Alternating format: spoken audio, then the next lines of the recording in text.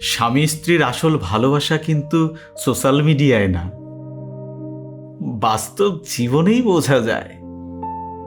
অসুস্থ হলে তার পাশে থাকা, খারাপ সময় তার হাতটা না ছাড়া, মানসিকভাবে প্রচুর পরিমাণে সাপোর্ট দেওয়া, এগুলোই আসল সম্পর্ক। কারণ ভালো সময়ের সঙ্গী অনেক পাওয়া যায়, কিন্তু খারাপ সময়ে যে মানুষটা পাশে থাকে সেই তো আসল। সংসারের ভালোবাসা মানেই শুধু রোমান্টিক কথাই না, ভালোবাসা মানে তুমি একা না, আমিও আছি।